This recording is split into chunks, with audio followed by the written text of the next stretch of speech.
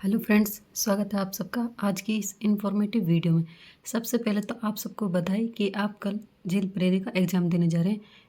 भगवान ने चाहा तो आपका एग्ज़ाम बहुत अच्छा होगा क्योंकि आपने तैयारी अच्छी की है और आप ज़रूर सफल होंगे क्योंकि ये आपका हक है।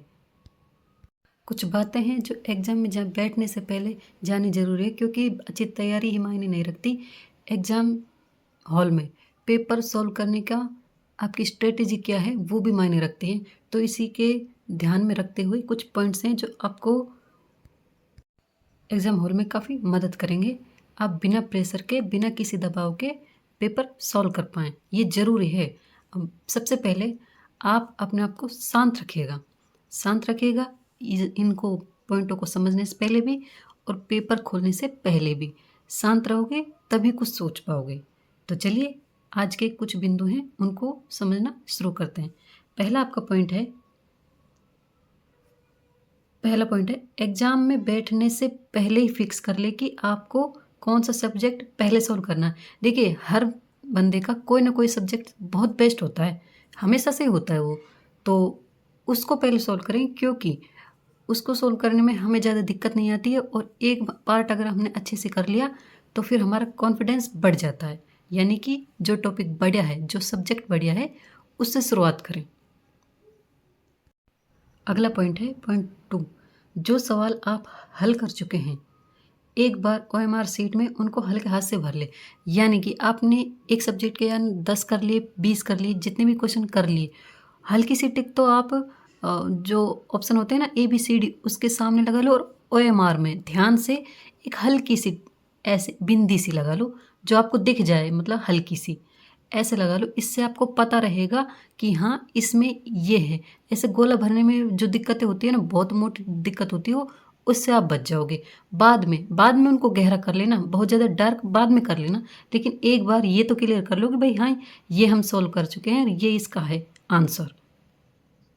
पॉइंट 3 है ऐसा कोई भी सवाल जो पहली बार में आपसे नहीं हो, यानी कि आपका फर्स्ट राउंड चल रहा है क्वेश्चन सॉल्व करने का और उसमें कोई ऐसा सवाल हो गया जिसमें आप अटक गए, तो उस पर ज़्यादा समय बर्बाद नहीं करके अगले क्वेश्चन की ओर बढ़ जाए।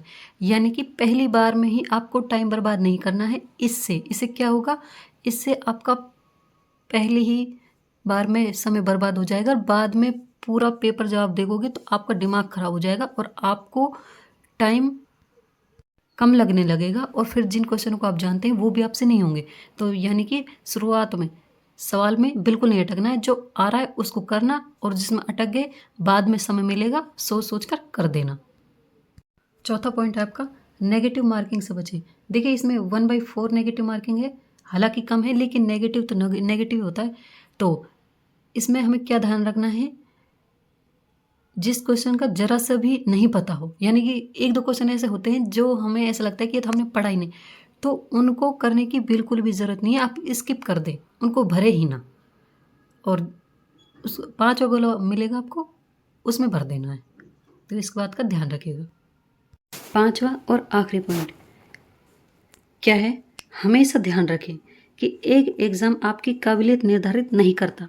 आप बेस्ट हैं और आपको बेस्ट ही मिलेगा। ये सिर्फ एक परीक्षा है, पूरी ज़िंदगी नहीं। देखो कुछ स्टूडेंट्स ऐसे होते हैं, मानते हैं कि भाई परेशान होते हैं सभी और एग्ज़ाम को ज़िंदगी से ज़्यादा तवज्जो दे देते हैं, लेकिन आप ध्यान रखिए ईश्वर ने आपके लिए जो सोचा है वो अच्छा ही सोचा है और आप कितने सक्षम हो, आपकी क्या काबिलियत है, ये एक एग्ज़ाम निर्धारित नहीं करता।